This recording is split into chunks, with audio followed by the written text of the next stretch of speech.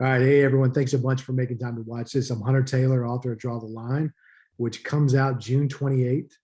And as I've mentioned before, we thought it'd be fun to do a couple of these with some of the actual people who deserve a ton of credit for either influence in the story or the region. And this is one we wanted to happen from the start. So I'm excited about this. Before we get to this episode's guest, though, if you go to the book's website at huntertaylor.design and click on Draw the Line, you can watch our first three episodes. So first one, we had Coach Danny Long with broadcaster David Smoke. Then we had Coach Alan Metzel and Coach Olin Johnson, CBS 19's Reagan Roy Young. And then our last one was with Coach Scott Surratt, Coach Ron Boyette, and scouting analyst Gabe Brooks. All of them were phenomenal and are also on YouTube by simply looking up Draw the Line interviews. And now for this one. So we have one of the story's lead characters joining us in Blake Lynch. And we also have my good friend from the media and one of the original creators of the hashtag Beast Texas, Justin Wells, with us too. So guys, thanks for agreeing to do this. Hey, well, I'm happy to be here. I've been excited about this journey the whole time, Coach Taylor. And so I'm so glad to see Blake again as well. We've been reminiscing, pre-production, and it's just so good to see him and his success and everything that's coming his way. And so I've been looking forward to this segment because this is the game. This is the game that everybody remembers. Everybody was either there or they want you to tell you about that they were there. And so I'm fired up. Yeah, I'm happy to be here as well. I've watched the past episodes. Everybody on here has done a great job, and I'm just excited to talk about it because it was a great time.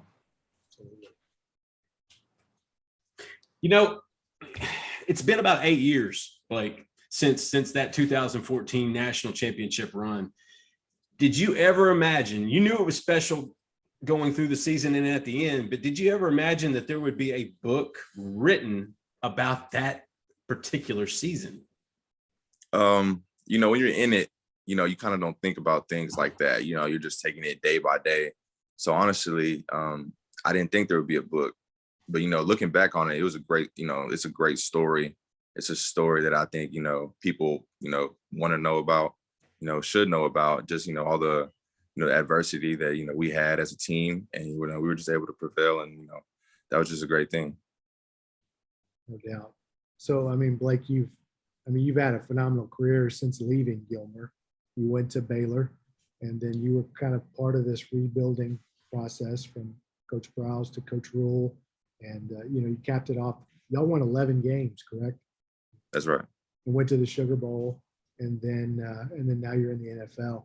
But even with all of that experience and all those different contexts that you've played in, rank how special it was to play on that team in the context of East Texas high school football compared to, all the other environments that you've been in.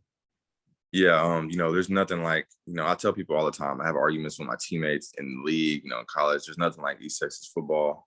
And, for multiple reasons. High school football is just special. Everybody, it's a community. Once you get to college, people are from all over, the state of Texas, or all over the country. Once you get to the NFL, everybody makes different amount of money. They're different ages, different points in their life. In high school, everybody grows up together. I know their parents, they know my parents. So, it's just a special bond. You were already a pretty highly touted recruit before you got to Gilmer, Blake. And as you know, and as everybody obviously in the Gilmer community, when Desmond Pollard passed, that was a big hole, not just on the field, but off the field, just because of how great a wonderful young man he was. And I love how y'all dedicated the season to him. So when you got there, this was a new program. How did you assimilate with all this talent? Like what we were talking about beforehand, there's so many guys on this team that went and played college ball. And then there was another group of guys that could have gone and played college ball and done more. How did you kind of get, grow together and kind of gel? And also, did you feel like you maybe had to fill a void from number 8? No, definitely not. I didn't try to fill a void, from Desmond. Desmond was a great person in the community. He was great on the field. He was just a great person overall, and I'm from an individual, standpoint, I'm just glad that the players, the coaches, the community, they accepted me, as one of theirs. So it was really easy to make the transition because, I wasn't there to try to replace somebody. I wasn't there to try to take anybody's spot. I was just there to compete, and try to help the team. And ultimately, we won, so we got our goal done. No doubt.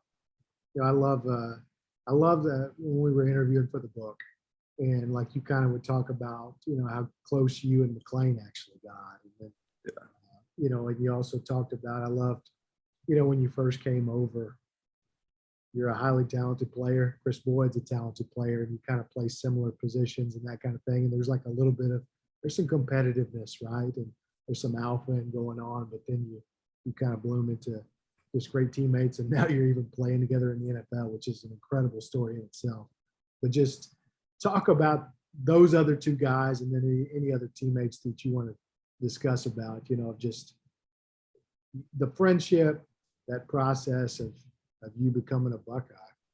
Right. So, when I first got to Gilmer, there's a lot of things in my life that was up in the air on the field and in my personal life. I'm moving, somewhere that I don't know anybody. Like, it's a brand new school. And then my junior year, before I go to Gilmer, I break my hand, my wrist. I had surgery on it, and I was a quarterback. And, it was my throwing hand. So I didn't know if I could, still throw the ball the same. I'm moving schools, and obviously McLean is a great quarterback. So, I didn't know what my role would be. I didn't know how I would fit into the offense, but I just knew that I just wanted to win. Every step in my career, I didn't care, my role. I just wanted to win, and I think that's why we were great, because guys like McLean, Chris, Nick Smith, Jamel, DeMarco, Quint, Chase, everybody, we all just wanted to win. If I scored a touchdown, they're happy for me. If they scored a touchdown, we were all happy for them. It wasn't, of course we competed in practice, but we weren't greedy about it. We wanted to see each other win, and we knew ultimately that would get us to our goal. At what point did you think this could be a very special season? Really, whenever honestly, I didn't know anything about Gilmer before I came to Gilmer. So when I got to Gilmer and we did Meet the Buckeyes, that's just something special, to have the whole community come out and just support you. And I was like, okay, this community really cares about football. And then I would see how Coach Traylor and all the coaches, the discipline within the program. It was a great program, the life lessons that they taught the players and how the players practiced. I could tell, it was a serious program, and each kid in that program loves football and they want to win. And it's not about them, it's about the team. But I knew we would be really good when we can all just go to McLean's house after practice and just laugh and just talk, and just have fun. Like, it was just, we were just having fun doing it. It wasn't work to us. We were just out there having fun. And that's why I think we were able to be so good, because we knew we had each other's back, we trusted each other, and we were just having fun with each other. And McLean lived, 2 blocks from the field house that year? Not even that. Like, you could literally, we would go to McLean's house, we would walk to practice, walk back to McLean's house. Like, it was literally right up the hill if you ever been to the field house. Yeah, that's a trip. Talk about some of the other coaches too. We're going to get to Coach Traylor in a second, but I mean, that's an incredible cast of coaches at that place. Talk about some of them. Yeah. First I'm gonna start with, they're all great coaches. This is in no order, but, I've been knowing Coach Johnson the longest. He's been, he's, out of all the things that's changed my life, he's been one of the, the most consistent things. He's coached me ever since, 6th grade. He's always believed in me. He's always pushing me the best. When I would get off track, he would be like, well, what do you want to do with your life? And how do you want to get there? He's that type of guy. He's a mentor, to a lot of young men in Gilmer. And, he's played the position. He's played, like, Coach Johnson is an athlete. Like Coach Johnson is, he could have played in the league. Now, I really mean that. And you have Coach Messel, who's a great coach. He's very personable. You can go talk to him about anything. He's a guru. Every quarterback that plays at Gilmer puts up numbers for a reason. They're all great quarterbacks. And Coach Messel, is a guy that's, he's a quarterback guru. in my eyes. You had Coach Barr, Coach Kennedy, coaching the secondary. I mean, he's the one that kept Chris in line. If you ever needed Chris in line, you go to Coach Kennedy. So, Coach Kennedy, I think he brought that dog mentality to the secondary for sure. Man, we had so many great coaches. We had Coach Coleman, who coached many years, and he's a coach that he wants you to be great and he cares about you. He's one of the first coaches that actually came to my apartment when I got to Gilmer. Meeting his wife, meeting his family. He really cares about you. And I think that's why, all the players that he coaches, end up producing on the field really, really well because he is a great coach and because he does care about you as well. Man, Coach Lane was my position coach. So, Coach, me and Coach Lane, yeah, I love Coach Lane. Coach Lane, he had me, Chase, Quinn, Nick. I mean, he had all of us. And Coach Lane's a great coach. There's a reason why he got the AD and the head coaching job at such a young age. And he's a great coach. He lets players be themselves, but still hold them accountable. And I think, that's why guys really want to play for him because he lets guys, have personality, but he also holds guys accountable. So, man, there's so many great coaches on that staff. It's hard to talk about each and every one. There's one I do want you to comment on as well, though, because we were talking about him right before we went live, was Coach Turner. Man, Coach Turner, yeah, Coach Turner is a mastermind. Like Coach Turner is a technician. He, everything he tells you to do is for a reason. He cares about you. He is consistent every day, no matter what time it is. Coach Turner is always the same person. And I think, that's a staple in the Gilmer program. Every day you show up, you got to be the same person. You got to show up to work. And that's Coach Turner. Man, all those guys, Turner, Metzel, Johnson, Coach Lane, they all just put together crazy offensive game plans. And we were lucky to have coaches like that. Did you ever imagine that your head football coach in high school, Jeff Traylor, would be a head football coach in college at the Division I level? And not just that, what has it been like to watch his growth? Coming from an assistant coach in college for a few years, kind of some rough seasons, to really just adding a jolt of energy to the city of San Antonio. Man, Coach Traylor is a great coach. I still talk to Coach Traylor, to this day. He's a very unique coach.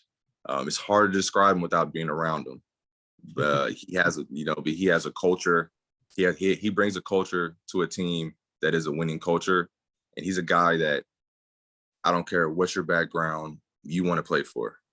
Like guys just kind of, clinch to him. Like he's just a great coach. You know what I'm saying? He gets everybody's best. He's hard on you, but he loves you at the same time. So I think, whatever level he's on, he's going to be successful. That's awesome. All right. We got to talk a little bit about the season, though, and a couple of those games. One of my favorite ones, though, of like hearing, I think this is one of the best quotes I thought from time doing research on the book, was McLean Carter. It was the Tatum game. And I remember him talking to me about it. And he let off, he goes, "That's the game we found out who Blake Lynch was." And, he had like a cadence to him and a conviction. Like he was just so proud about that performance and what that meant to you. And that was a big game. I mean, that was the biggest test y'all had in the regular season. That was also personal for you because I remember you said you hurt your arm the previous year to them. So talk to me about the Tatum game. Yeah, that was a personal game for me because, I did break my arm against them the previous year. Yeah. So, but I didn't go into that game thinking I need to do this, I need to do that. I just need to play my role and, make the plays that come to me. Whatever is presented, I'm just gonna do my best to execute. But, when you have such great players around you, it makes your job so much easier. So, I had a great game that game.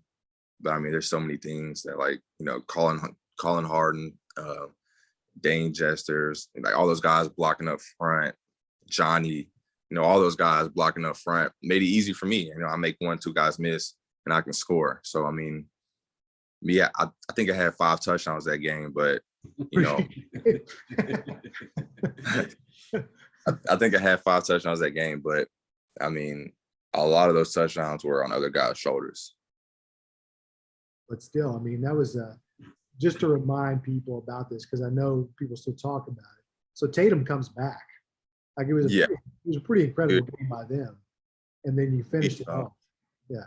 We fumbled the snap in the end zone. We fumbled a KOR coming out of half. So they ended up, coming back pretty close. We were up by I don't know, maybe 3 scores before the half. And they ended up coming back and making it close. And I'm glad we pulled through, because it would have been a heartbreaker if we didn't. That Tatum game was big. A lot of those games throughout that season were big, but that Gilmer Gladewater game, that one is the one that everyone still talks about, Blake. That's the one that, that's the best high school football game I've ever seen. And I feel fortunate every day to be there. It was so hyped up. There was so much buildup because of the rivalry. I mean, you're so close to each other. It was so hyped, but it lived up to the hype. Just in the best way you can summarize it from start to finish, kind of what was that week like in that final score and when that buzzer went off? Leading into that week, we knew what we had to do. And, I didn't grow up playing Gladewater. So this game was probably more important to everybody else on the team than it was to me. But because I cared about, my teammates so much, and because we were in the playoffs, it mattered a lot to me. So everybody took it, super serious. But I don't think we didn't do anything that we didn't do for any other game. We were consistent. We did what we were supposed to do. Winning cultures, they don't rise to the occasion. They fall back on their training. So we did what we always did. And, going to that game, we knew it was a big game. And we knew that we couldn't buy into the hype. We couldn't listen to outside noise. We couldn't listen to anybody. We just had to focus on what we were supposed to do. I remember getting to the stadium. It's just packed. It's people everywhere, people sitting in the grass. There was standing room only. It's probably, besides state championship game, the most people I played in high school. And I would say, Dalen, who played at Gladewater, is probably the best high school player I've ever played. And Dalen was dominant. Yeah. They had other good players on that team. I don't want to leave anybody out, but Dalen, I mean, he's literally the one. Anytime I ask anybody of any of your coaches, there's this sigh, and they kind of do this slow shake of man. Yeah. I remember I was playing Wildcat quarterback, and he broke through the line and just, hit me pretty hard. And, it kind of woke me up. You know what I'm saying? It kind of woke me up. But, he carried the ball 20 times against us. That's what people don't remember, don't think about. He's 300-something pounds playing defensive tackle against our offense, which is up-tempo. We're making him run, throwing screens, outside zones, and then he turns around and runs the ball 20 times on offense. So, I mean, there's not many guys who can do that. But, he was a great player. We definitely had the game plan for him. But it was a great game. It was back and forth. I remember them having the ball, and it was 4th and 2. And we had to stop them. If we didn't stop them, they're gonna run out the clock and win. And they gave it to Dalen on 4th and 2, and we stopped them by maybe a couple inches. And I remember they had to bring out the chains. And when they bring out the chains, I could just, all our hearts were just dropped. Because we know, our whole season comes down to this. Gladewater was a great team, but I don't feel like we played to our full potential that game. I threw a pick that game. We did stuff that was unlike us. But I'm not taking anything away from them. They were a great team. But our people talk about the guys who played Division I and all this other stuff. Jackson Sykes made tackle 1-on-1 with Dalen Mack in the hole, stopped him. That's the really, if he didn't stop him, we wouldn't be talking about this. So, I mean, guys like Jackson Sykes, who takes on, 340-pound fullbacks in the hole on 4th and 2 and stops them and, gives us a shot, gives us the ball back, to go, maybe it was like 65 yards or something like that. But, I remember getting the ball. I remember, them holding up, they do their hands when it's short. And, we just knew. We knew if we get the ball back, we're going to score and win the game. So I remember getting the ball back, and we practiced it all the time. We weren't nervous. We were calm. We were confident in ourselves. McClain can distribute the ball anywhere he wants to. We got great receivers. So I remember, I remember catching a 5-yard out. And other than that, Quinn caught like 3 balls. And then he was either Coach Traylor or Coach Turner. Somebody made a great call. They called a draw to Chris at like the 20-something yard line, and it caught everybody off guard. And he scored. And everybody just went crazy. And it was a great feeling. The aftermath of that game was so emotional. It was so up and down, up and down, up and down, that it was kind of like it was crazy. It's hard to explain without being there, because the emotion in the air was just so up and down, up and down. And for it to finally be over, it was just like you just wanted to lay there and just kind of soak it in.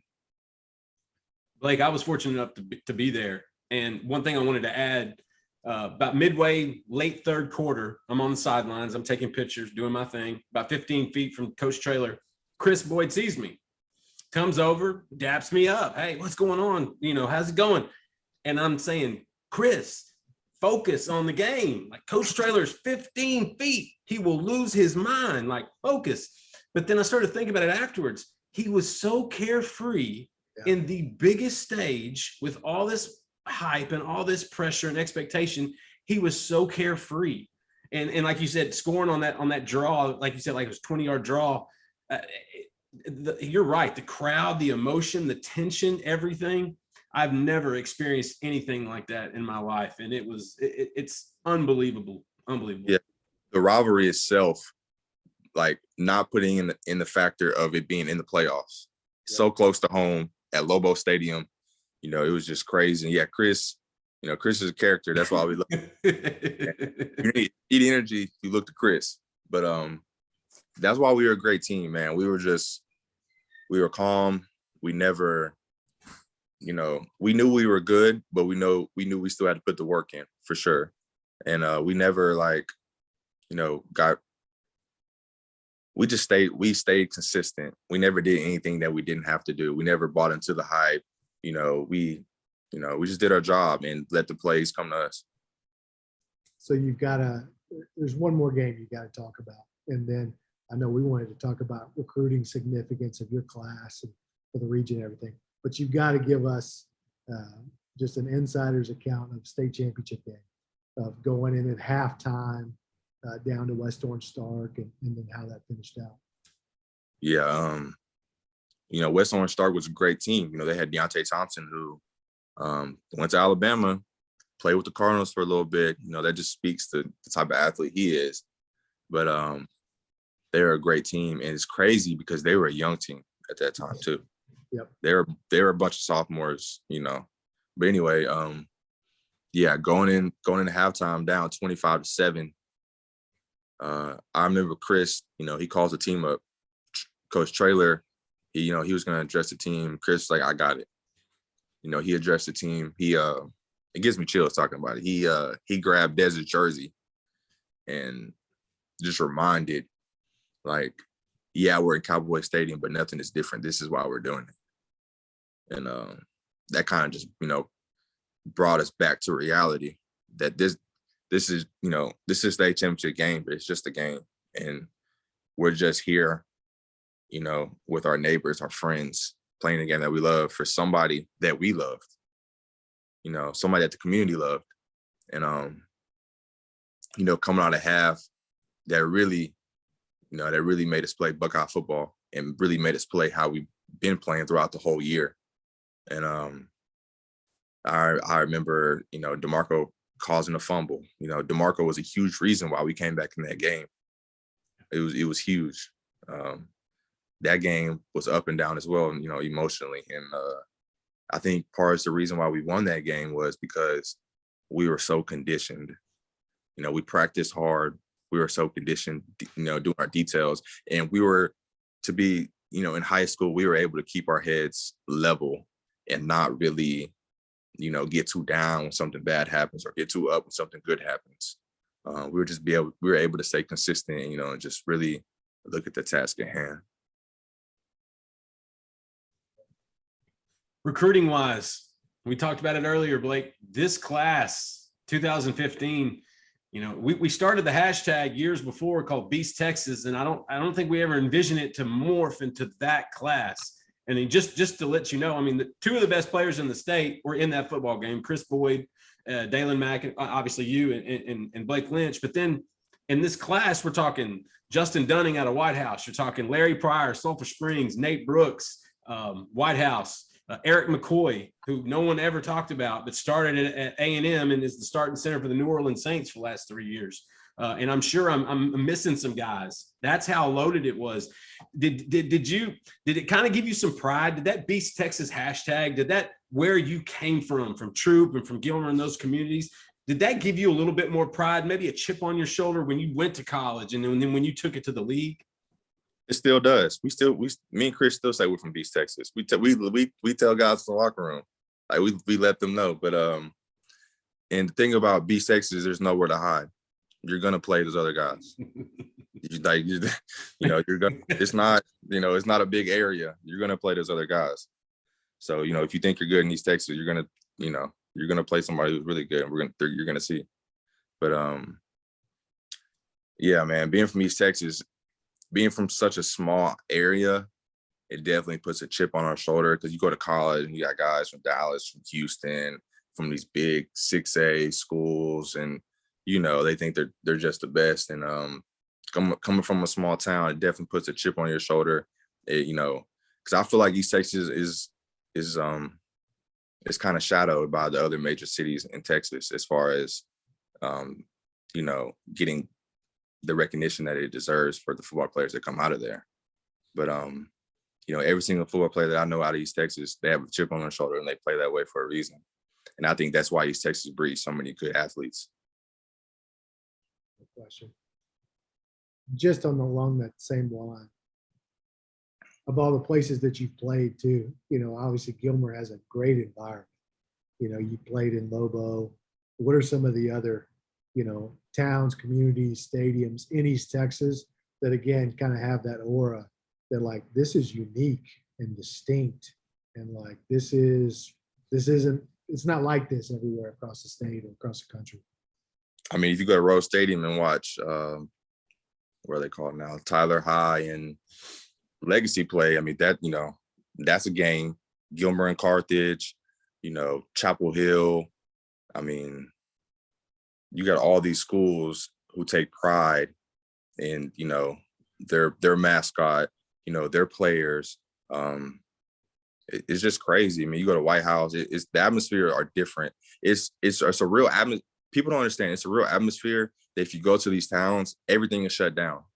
If you go on Friday night, there's not going to be a lot of things open. Everybody's going to the game. And I think that people think that's like only in the movies or, that's not real, but it's definitely real. Like there's like, all the kids are there, like everybody's there. So, well, this what you just said segues to the final question. Okay, so if this story is turned into a movie, who plays Blake Lynch? Man, that's a hard one, man. I really don't know actors like that, but this would definitely be a great movie. A lot of people probably wouldn't think this is a true story, honestly, the way everything works out. But as far as actor-wise, I don't know, man. I don't know a lot of actors, but I hope it is a movie one day. Man, thank y'all so much for doing this. I know it's late at night. But this is important. This is a great story. You're a big part of it. Both of you are a part of it. And I just hope it's something that you're really proud of too. So book comes out June 28th. We're going to do some things in East Texas to celebrate it. And Blake Lynch, Justin Wells, thank y'all so much for doing this with me. You got it, coach. I appreciate it. So